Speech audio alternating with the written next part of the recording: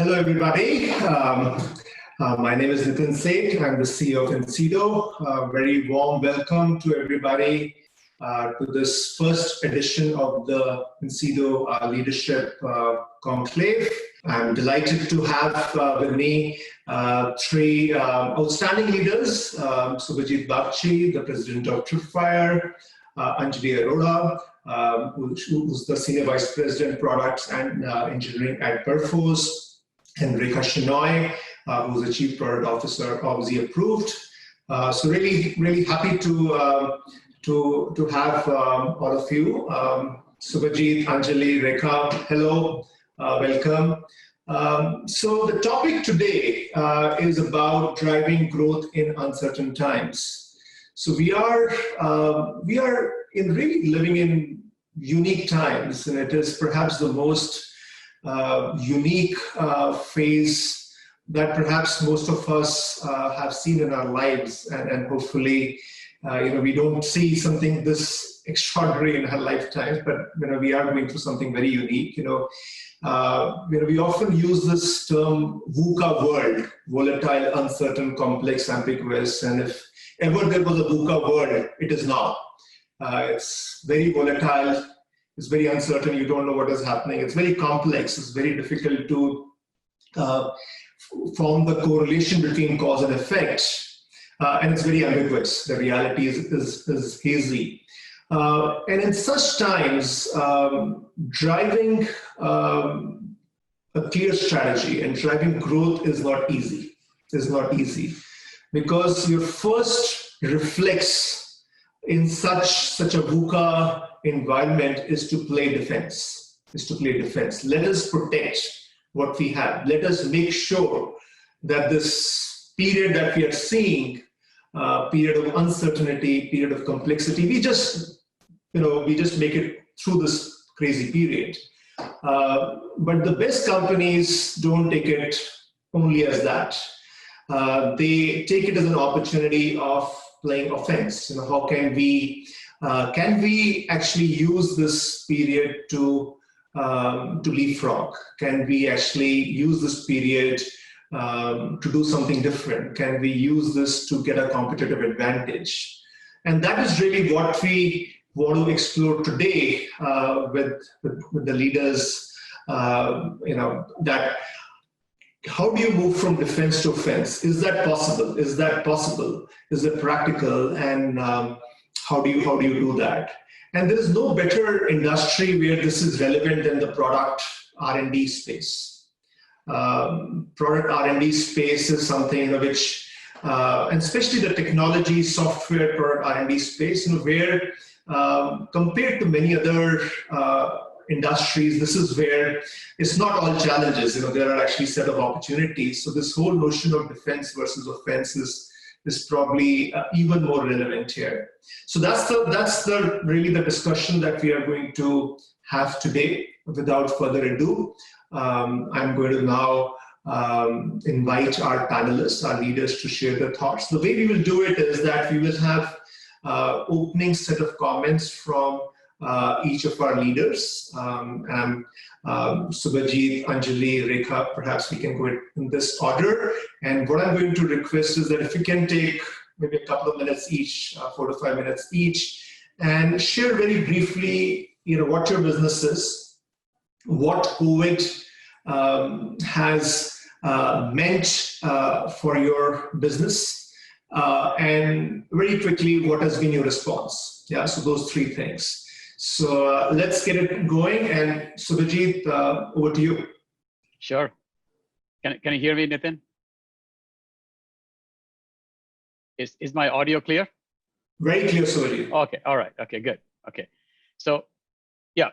So thank you for the introduction and hi everyone on the webinar. I wish in the real life we would be seeing all of you, but this is the new world, as Nitin said.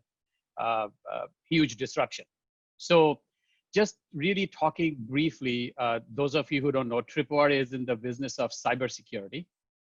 We are a premier vendor of cybersecurity products and services for the enterprise, and also in last 3-4 years for the industrial world for the operational technology cybersecurity.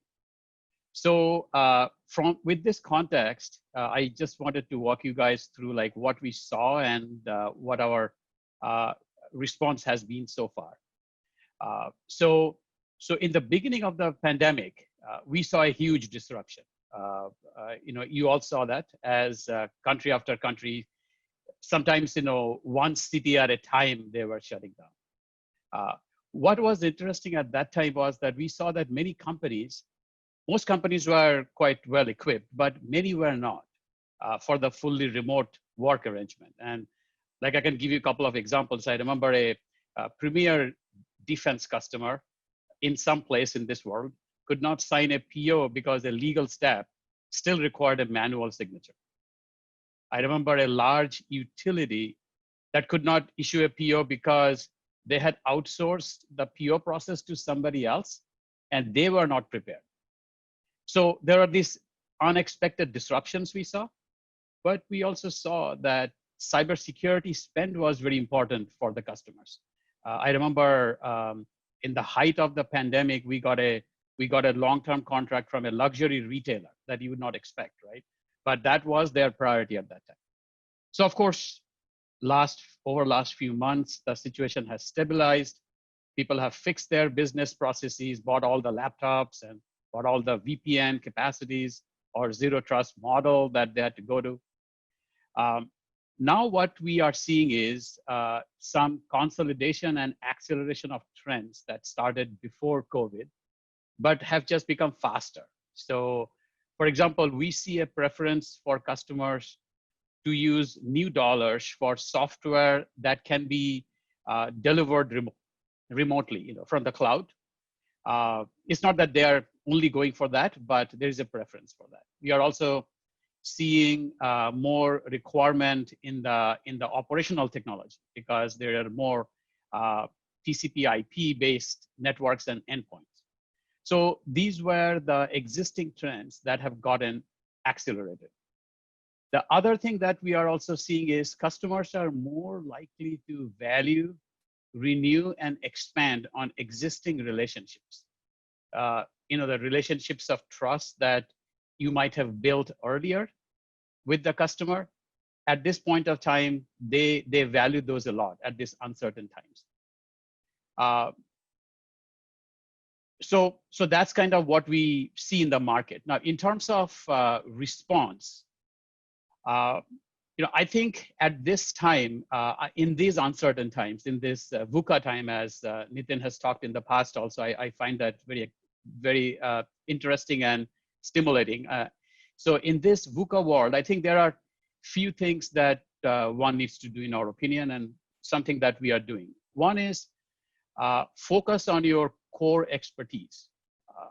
Customer attention is precious. Sometimes it's even fleeting, right? A new outbreak may happen, or a top level org change may happen, and they get distracted. So every attempt you get, focus and highlight your core expertise and value. If you are doing 5 things, see if you can do 3 that are the most effective. And we are trying to do something similar. We are trying to look at the core markets that we dominate, provide new support for customers in those areas. We just introduced a new cloud-based service for helping customers ensure that their cloud accounts and resources are securely configured. And we are also focusing on new customer success models to show our customers value of our products. The second thing that I will say is that we have to focus on maximizing the value of our execution, both commercially and technically. In the growth times, the indiscriminate, you have heard the land and expand strategy works well. But at this time, I think people have to be more focused even in their commercial execution. And you have seen lots of examples where a lot of companies like WeWork, I know several of you are from New Delhi area, and there is a company called Oyo, even Uber. They're all trying to focus on areas where they can succeed. So we need to pick our verticals carefully, applications carefully, geographies carefully, and sometimes even customers carefully. should be prepared to lose early and focus somewhere else if required. And do the same thing in your product offering. Maximize your own value. Look for leverage through partnership. Some companies can do M&A, but look for leverage in your execution. So that's kind of a summary of the high-level things that we have seen and how we are responding to it. Thanks much, Subhajit. Some very interesting themes in there. The whole theme about core competence and focus. I think that's the natural implication of that. Also, you brought up the point about execution and commercial execution. These are themes that would love to pick up in our discussion. Anjali, coming to you, but before I pass on to you, we have now 265 odd people on the webinar. So please, we have a Q&A box. Please keep your questions going. We will be tracking the questions, and we will try to answer your questions real time. Okay. So with that, Anjali, over to you. Hi, everybody. Very nice to meet you virtually. And as Subhajit said, we would have been, seeing you all in person, but this is the world we live in now. So a little bit about Perforce. Perforce Software is a company that provides DevOps solutions for really anybody that builds software. So it can be a software company, or it can be an industry which is getting more and more digital. And we basically provide DevOps solutions at enterprise scale. So really big enterprises, when you are thinking of the Fortune 500 companies, they are the ones who use our software. And the software really spans the whole DevOps life cycle, starting from requirements management to planning to code management to IP management to your test plan management to actually doing static code analysis to actually components that you can include in your code to have higher productivity, to actually testing platforms and testing labs for web and mobile testing, as well as codeless testing for people who don't know how to code. So if you look at our portfolio, it is a portfolio of about 16 or 17 brands, which span the whole software development life cycle and make it easy. So that's what Perforce does. And chances are, many of you, I know a lot of you are probably software engineers on this call or are associated with the software industry. You probably use our products without knowing you use them because they are not branded Perforce. They are branded by their own product brands. So a little bit about what happened when COVID happened. So I think we have, like any software company, we have people everywhere in the world. And COVID kind of started in China, and then it started moving west. So it happened for us that our teams in Europe were the first ones to get impacted. And we started hearing from them, but we didn't really realize. And the offices that started getting impacted, and I'm doing more of an internal.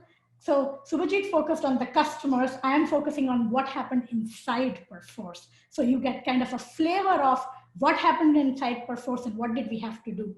And since we are a software company, our employees are our biggest asset. You guys know, right? You can't build software if you don't have engineers. And if you don't have engineers and you can't build software, you can't sell anything. So the revenue doesn't come. So we started hearing from Israel and from Estonia that those countries were shutting down. And that's where the scrambling happened for us, because again, being a software company, we are digital, right? We can all work remotely. But what we realized was we still had certain back office functions which were not digital and they were not as digital as we wanted them to be. And I think we had a similar experience as a lot of our customers. We had to become a digital company overnight and have everybody working remotely. And I think if you put it from a customer perspective, and now you think of it as a software company, we had problems like we had to pause and really assess everything. We had to assess, how are we going to conduct business with our customers? How are we going to do the sales? How are we going to do customer support? Can we really do it from home 24/7 because we are used to everybody working in office? Are our processes robust enough? Do we have communication channels which are set up for internal and external communication? Do we have the tools? How are we going to motivate our employees? How are we going to make sure they are productive? Do they even have space in their homes and internet capability to be productive? Because when you are used to working in an office, you may not have all that you need to work at home. And think about this as a large software company going through this, and now put the hat of a customer who may not even be digital and may not even have the, I guess, all the software in the world that we have, that we produce and that we use, and may not be as digitally apt, and they were on the digital transformation journey, but now they are like, they have to do it overnight, right? So we assessed a lot of things. We went to, we moved everybody to work remotely, but our first 6 weeks for the management team and for Perforce was really making sure that we were establishing the best practices. We actually overdid everything. We kept in touch with everybody, almost like, we wanted to make sure we were touching every employee and every customer every day, which is kind of hard to do, but in a digital world, you kind of have to do that. The good news is 3 months later or 4 months later, now we are in a place where we know this is going to become the norm. So we are actually planning for the next year, and we are no longer planning for the next week or the next quarter, right? And that is where the strength comes in, when a company can really plan for future and adversity and adjust to the new reality like that, instead of just stagnating where they are. Talking a little bit about the key trends that we are seeing, one of the things that, and I think I kind of talked about it, digitization. Everything is becoming automated, technology is required. So that is the first key trend, and this is all over the world. The second key trend is working from anywhere. For anybody is a possibility now, and we've actually had requests from our employees to move to different countries. I've actually had people say, can I move from this country to that country, and will it affect my job? And we're like, we don't really care where you work from. Now we are looking for capability and qualification. We are not looking for location. Third trend we are seeing is productivity is high, but family has come back into focus for our employees. Employees who used to work 12, 14-hour days, they probably still do that, but they are taking time out for their families. And it is okay for the employer, because employer has expanded themselves, so they are playing a larger role in the employee life because they have kind of mingled with one another. So it's normal to see pets and children on calls. Fifth thing we are seeing is that organizations are starting to design for resiliency instead of efficiency. Because in the past, you always designed for efficiency, but now resiliency is playing a big part. And then you always used to think you couldn't do things without traveling. We are realizing travel is not that important. You can do everything online, including conferences. So those are kind of the key trends. Strategies we followed, I think 2 or 3 things are same as what Subhajit said, retaining our customers. We've doubled, tripled down on retaining our customers. Second thing, we've assessed all the industry segments we play in. We've looked at how those segments are growing, and if a segment is declining, we've refocused our efforts on another industry which is growing, because with our portfolio, we can really, focus on different industries. Third thing we've done is we actually proactively optimized our expenditure so that we had a robust short-term cash flow, so we can weather all the, the storms that were coming our way. And we really tried to do it without impacting our employees. And then since we are a portfolio company, we've aggressively started to look at assets to acquire, and we've acquired at least two assets in the last 4 months. And the last thing, I think this is the best management team I have worked with in my career. And I think that's so because adversity brings you closer. So we've become an agile executive leadership team, which meets daily. And actually, we almost prioritize our leadership backlog daily. So I guess I'll stop there. Thanks so much, Anjali. A very interesting perspective. Subhajit talked more about external and the customer. You kind of threw a beautiful, such a nice picture internally of what it has meant. You also, interestingly talked about inorganic or an acquisition-led strategy, which I find very, very interesting, very unique in these times. Companies making inorganic bets. So it's something I want to come back to. But Rekha, over to you now. Thank you. So I think I'll bring a perspective of what it takes to survive when you're a much smaller startup in this environment. So Zapproved is a startup, fully SaaS, has cloud-based technologies and services specifically for a unique niche market, specifically focused on corporate legal functions. So as the largest of the largest companies, the Fortune 500s, get sued more and more, there's a need for automation of legal, evidence. So all our evidence these days is digital. So the way in which you process digital evidence is now a challenge, and automating that for companies that have a lot of litigation is a new market, a new emerging market. So you can imagine being in a new and emerging market in the middle of COVID. So we are also part of the Vista equity portfolio. So as COVID happened, we really leaned on the benefits we get as being part of Vista, which is Vista owns 60 other companies, and being able to view how's the market behaving from the context of 60 software, largely B2B software companies, and come up with a point of view on how does that affect us was sort of phase one. So in March, we were looking at it from that context. And really the focus was the defense that you talked about, Nitin, which was like, how do we protect our business and how do we make sure we're resilient to survive this? And I don't think anyone at the time thought it was, we were going to try and figure out a plan for 2 years or anything like that. It was sort of like, let's worry about this quarter and the next quarter and survival.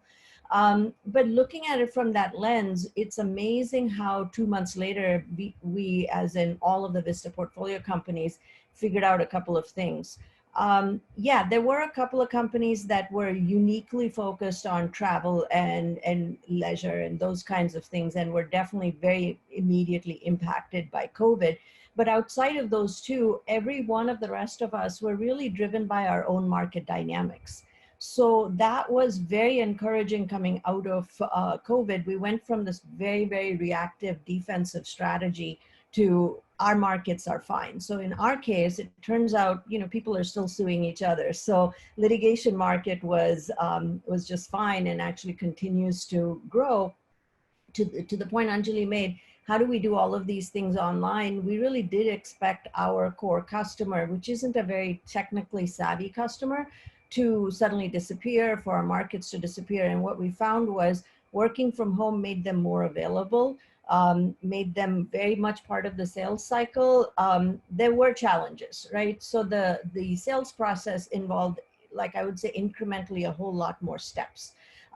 Trying to find the purchasing person in France and so on and so forth. Those kinds of challenges just got worse, but that only delayed the sales cycle, but the market demand was there.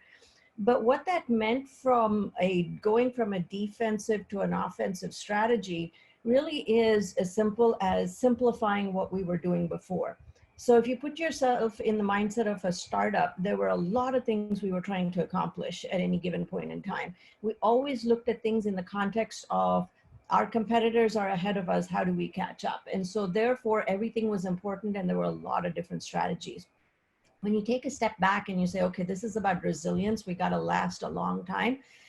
Certain things became more important than others. So things that were maybe 5 or 6 on our strategy became more critical. And like Subhajit said, simplifying is actually an offensive strategy in our case. So a couple of things that became important right at the top is, for a startup, being EBITDA positive, cash flow positive wasn't really a goal because we're very fast growing. Certainly not a goal that Vista was pushing on us, our board was pushing on us. We were not incredibly negative, but you know, that whole idea of resilience now became important, and therefore EBITDA and cash flow positive became important. What that drove is a focus on priorities. Churn, you know, so as an ARR focused SaaS-based company, we had incredibly low churn. So our customer retention was high, but how do I take that? You know, our net retention basically was about 110%. So it says to me that we're able to monetize existing customers.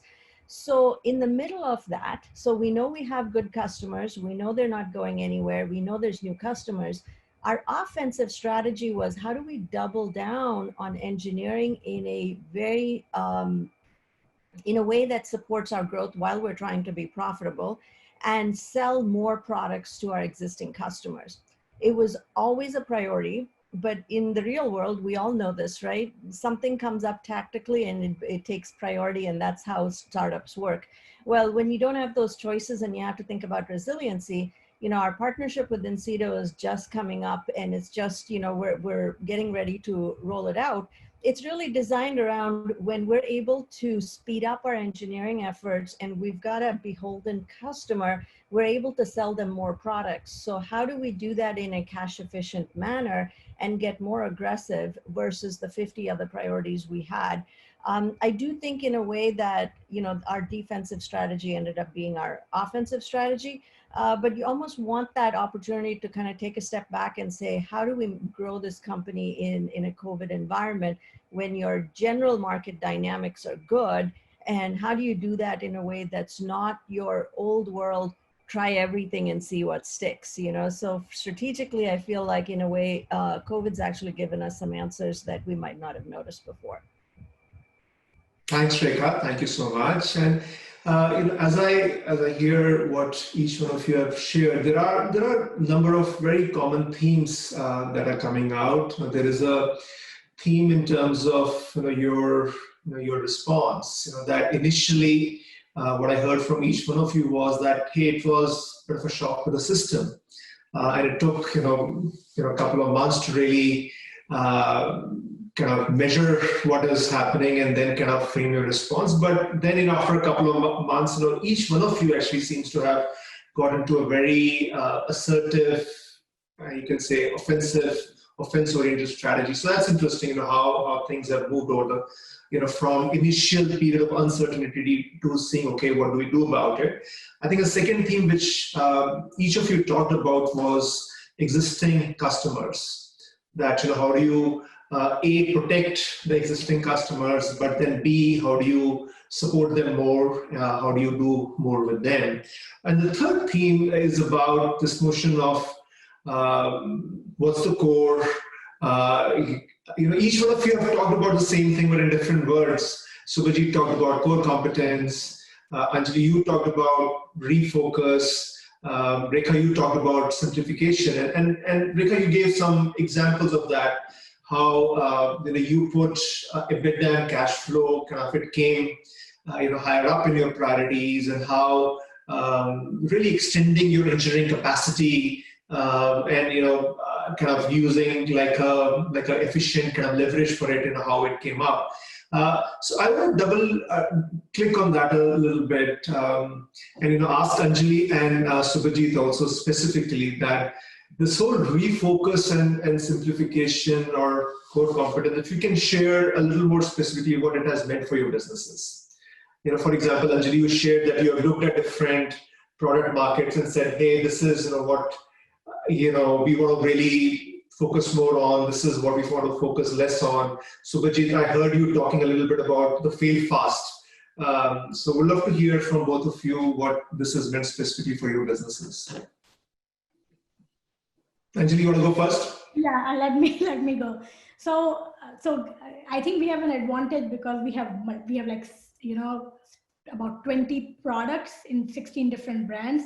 So what we do is when we did our analysis, we basically took every product and we analyzed our customers by market segment, right? And when we look at market segments, typical markets, right? It's finance, it's retail, it is automotive, it is semiconductor industry, and like, travel and leisure. And we know some industries are not doing well right now, right? We know airline industry is not doing well. We know, hotels are not doing well. And by the way, some of the big hotel chains are our big customers, right?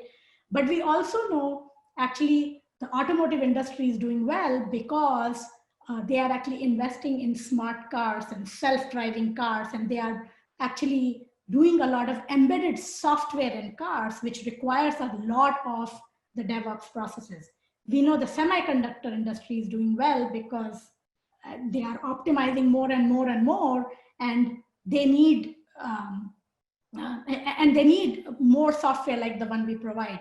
So basically what we did is we looked at our portfolio, and wherever we had products which helped those industries, we doubled down on them in terms of our roadmap and our features.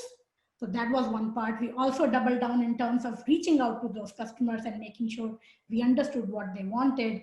And the second thing we did was we evaluated our portfolio to see, do we have other products that typically we don't sell in those markets or to those customers, and let's try and position them towards those customers. So some of it is a R&D part, and some of it is a sales, marketing, positioning part.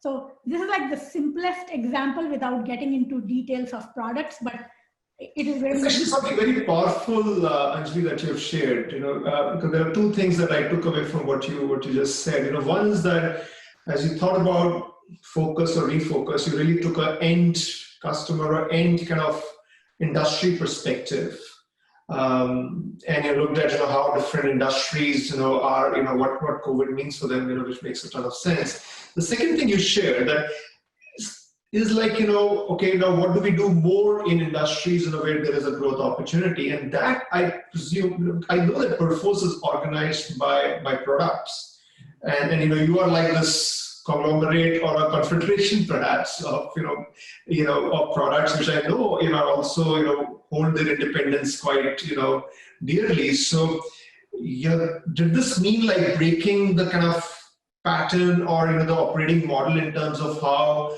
you collaborate within the organization so that you're able to kind of break the eggshells and focus more from an end vertical perspective and not like a product perspective?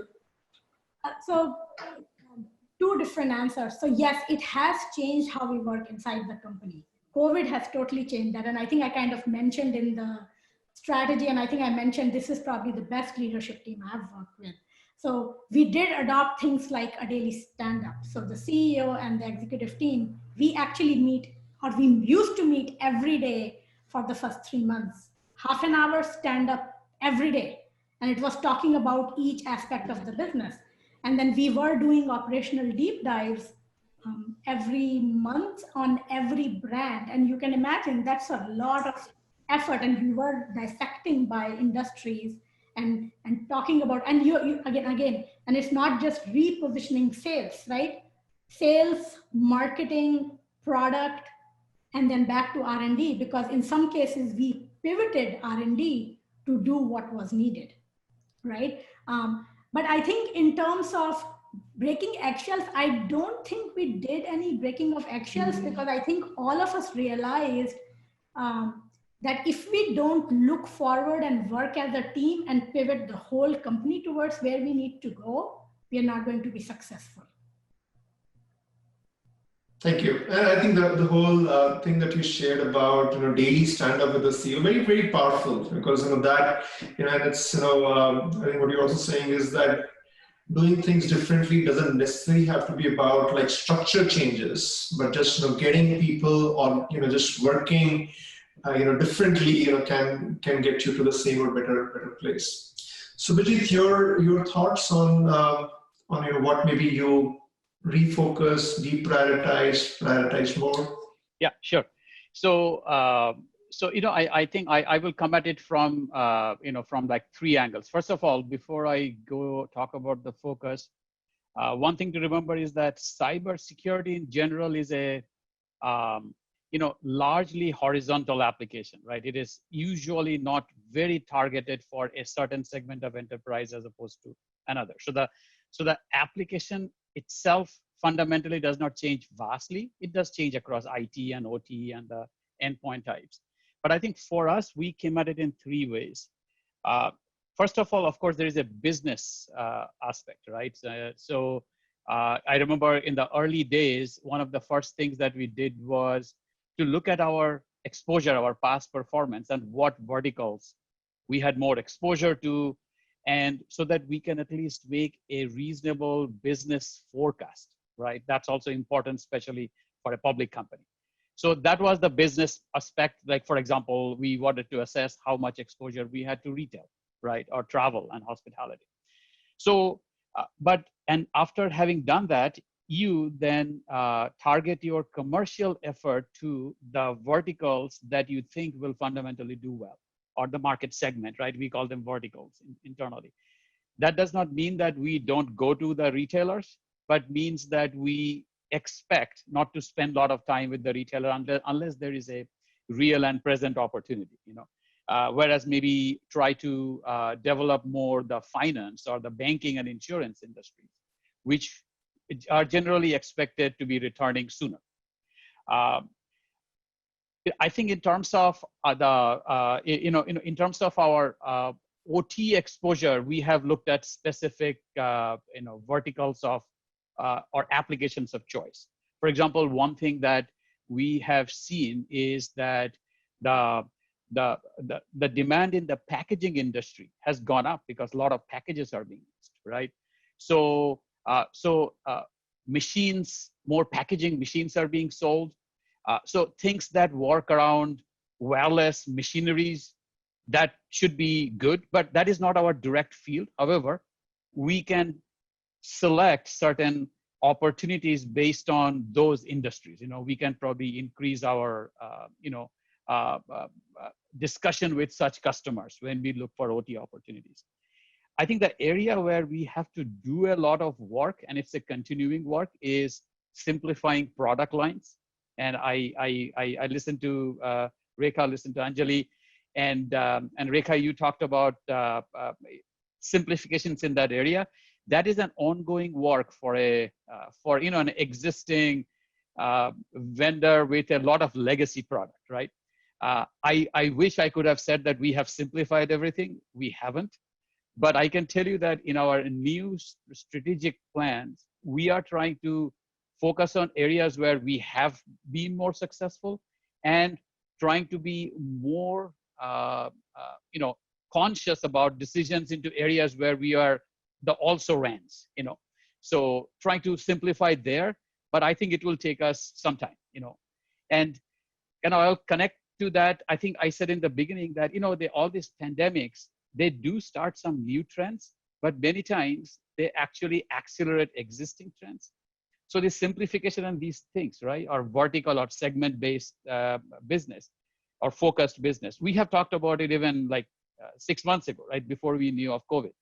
Only that now these are more important for us, right, because our customers are telling us so with their pocketbooks, with their wallets, right? So that's kind of our approach to this. Thanks, Subhajit. I just, some very interesting questions coming up. I will just, a lot of them are very specifically directed. I'll pick up a question from Anuj Mathur, which is very interesting. Is Perforce the approved enterprise going beyond monetizing their current client strengths and investing it in adjacencies around their respective areas in these unusual times?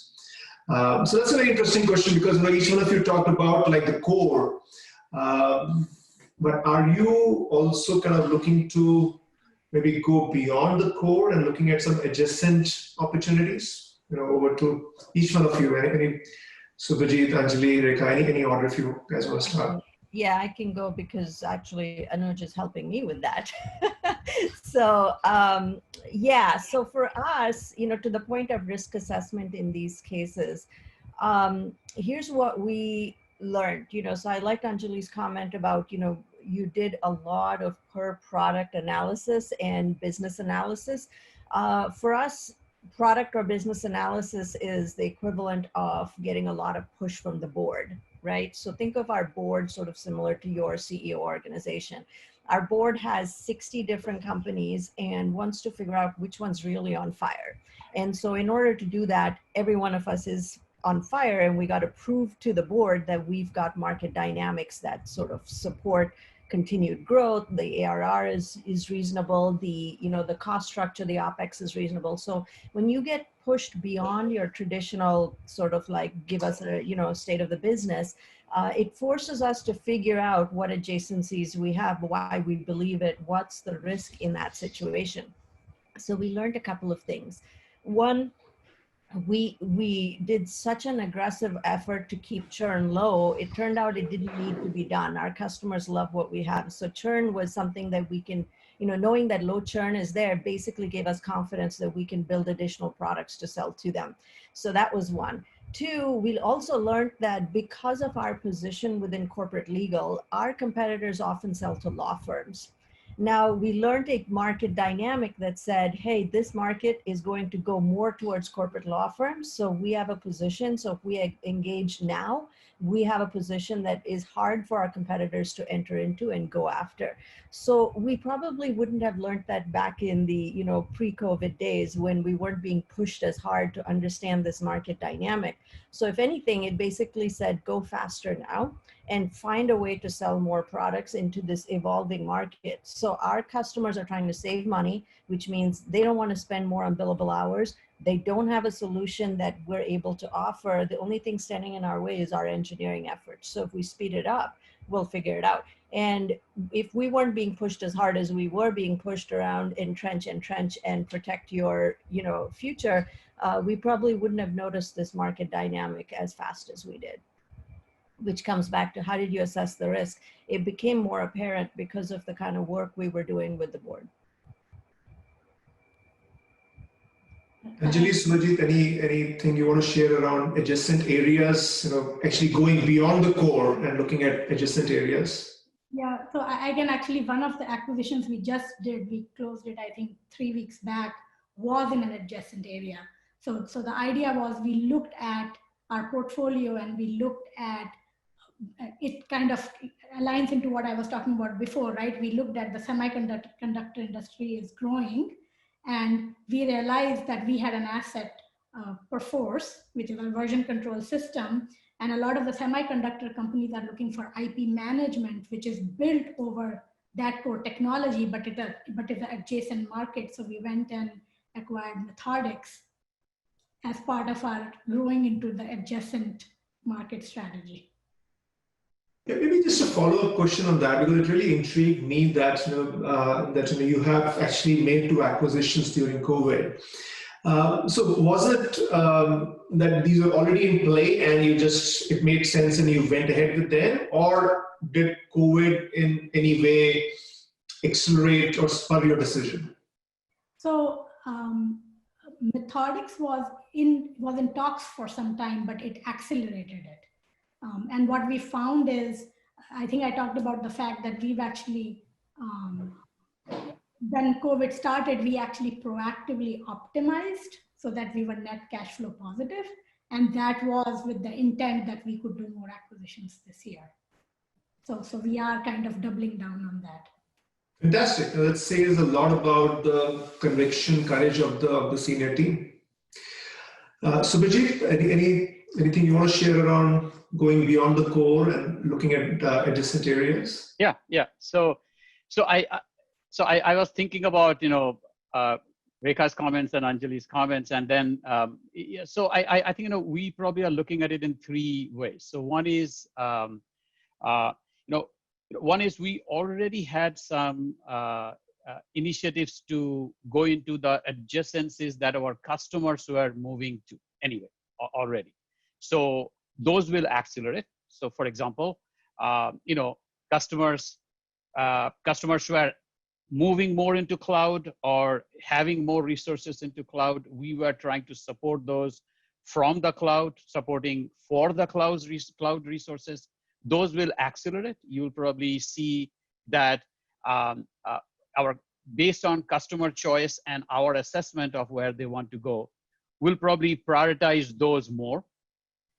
Secondly, I think in the cybersecurity industry, there are several vertical stacks, and they start competing with each other.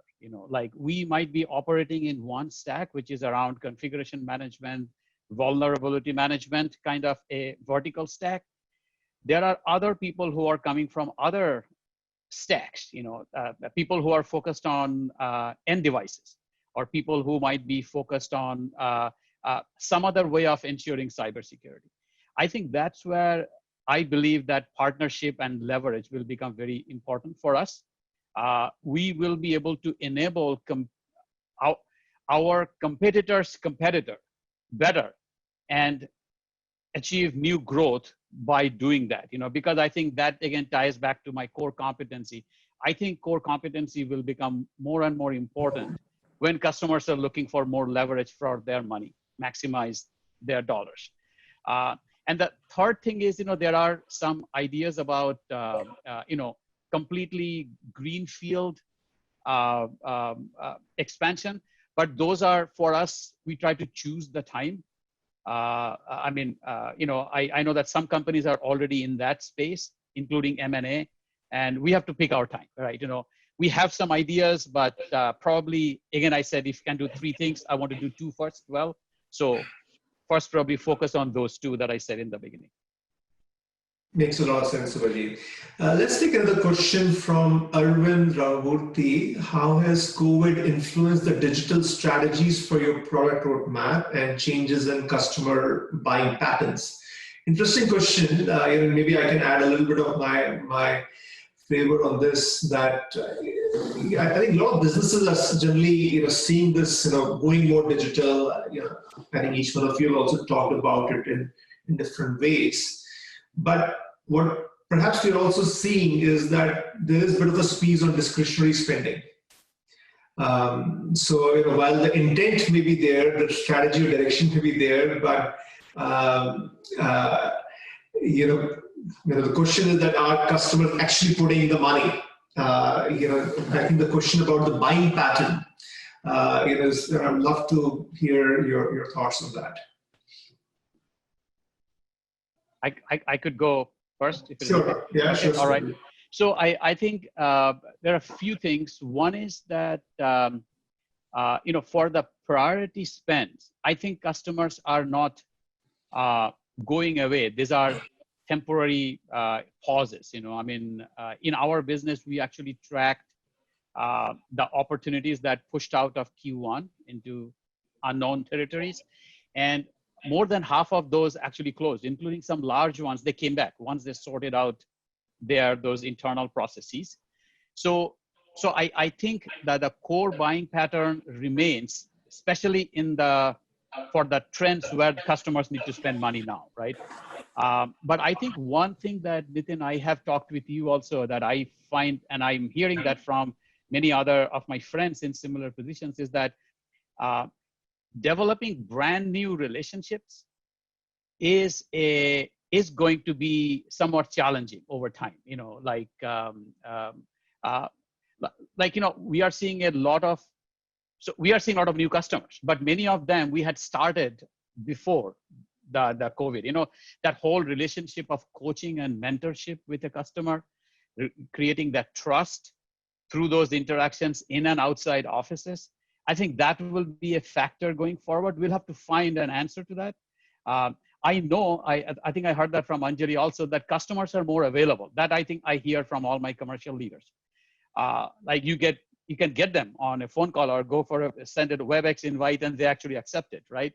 But those are relationships many times we have built. I'm not saying it is 0 or 1, but that's an area of concern. That we'll have to come up with new things, new ways to create those interactions. Yeah.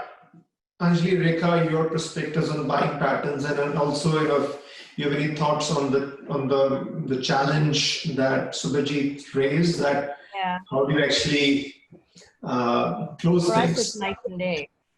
Yeah, for us, it's night and day, the point about customer buying patterns, because it's such a small, very, very vocal community of lawyers, right? General counsels of every large, enterprise business, and they're a very close community with judges and so on. It's a very unique community. The way Zapproved grew its brand over the last 10 years was they would have these Zapproved awards, and they would have these big events in New York, which I was able to attend in January. But basically, it's the fact that so-and-so in this company uses it that causes all that additional opportunities. To Subhajit's point of how do we get new customers? Our customers are such rabid fans and so vocal that if they said bad things about us, it would affect our business. Now, how do I replicate that? How do I replicate that event? And right in the middle of it is our very charismatic CEO. She's part of the brand and she's visible and all of that.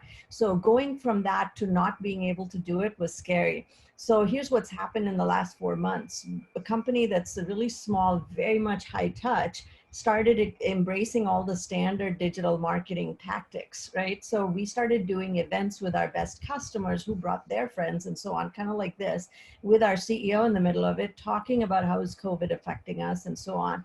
And it's been surprising how much new demand has been created via digital at a lower cost. Now, our CEO is not convinced. She's very, very much this very big networker. So she's kind of getting tired by making them, her show up to so many events.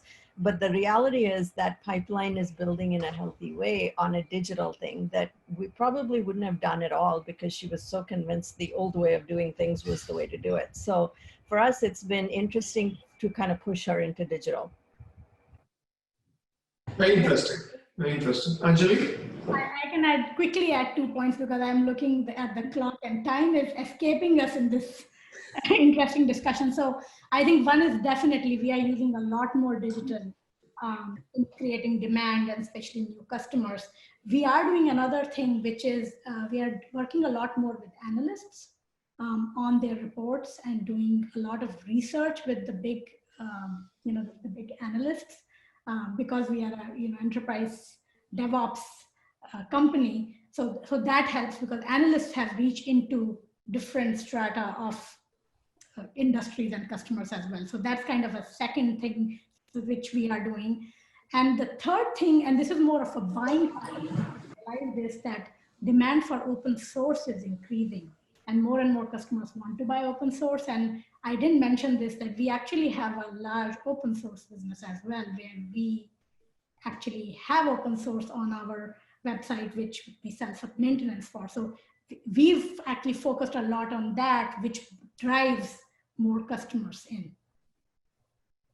Thanks, Anjali. Anjali, also thanks for pointing to the clock. There's lots of interesting questions, but perhaps we need to get to a close now.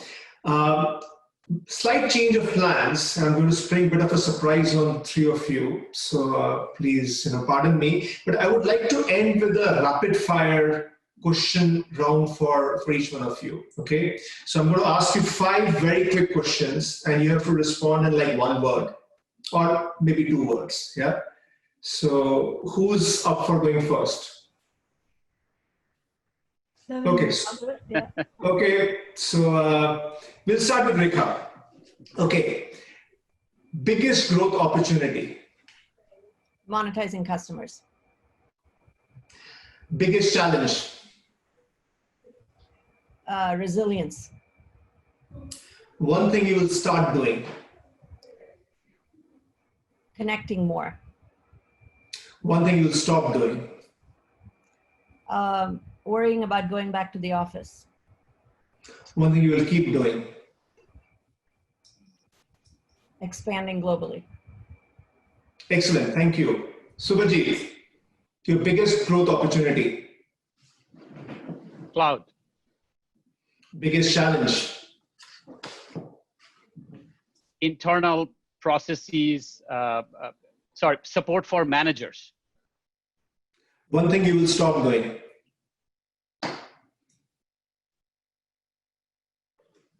Think that people have to be in one place to be productive. One thing you will keep doing. Keep talking to people.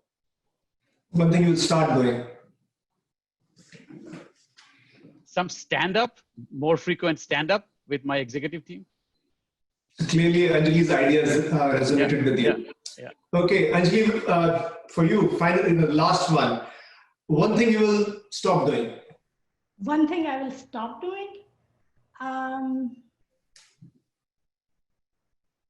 I don't. You got me stumped there. Actually, one thing I think I'll stop traveling. I changed the order. No, I'll stop traveling like forever. One thing you will start doing. Start doing. Always look forward. You know, you can't look back. You just have to keep looking forward. One thing you will keep doing. Adjusting to the new reality and keeping in connection with people. Your biggest challenge. Biggest challenge is always what we think is the challenge in our mind. It is not really the challenge. So, you know. And your biggest opportunity. You know, the world is my oyster. So I think the opportunity is taking our products to every industry in the world and expanding globally. Fantastic. Thank you. Thank you all. And fantastic conversation. I'll bring it to a close. You know, I've learned a lot. I hope for all of you there, the 300 odd people who joined today's conversation, this was also helpful. Some of my big takeaways, first, you know, how it's so inspiring, you know, how quickly our leaders and their organizations have come to grip with the new reality with this VUCA world and you know, come up with very, very positive growth-oriented strategies. You know, everybody had that period of uncertainty. So everybody's human, everybody, you know, it's such a big shift happening, and everybody took some time to come to grips with it, but how in like a couple of months, you know, each of our leaders and their organizations, you know, came up with very clear strategies. I think it was very inspiring for me. The focus on the existing customers and how you know, building the trust, deepening the trust with them, and then doing more with them, you know, was a very, very clear theme. You know, the theme about really understanding what's core for you, and then, you know, trying to simplify and refocus around that. Simplification is a theme which came up across the board. And you know, I thought that was a very, very powerful thing. And you know, something which, you know, Rekha mentioned, really, you know, so powerful that, you know, it's not defense versus offense is my big takeaway. It's actually that, you know, you do your defense well. You do your defense well, and that can become the offense. That can become the offense. But that for me was really, you know, really, if you think about it, it's a very profound insight. So we will close here. So thanks once again to my you know, our panelists and you know, friends, you know, for sharing their experiences, sharing their wisdom. Very, very helpful. And thanks to all of our audience for being there. Thank you.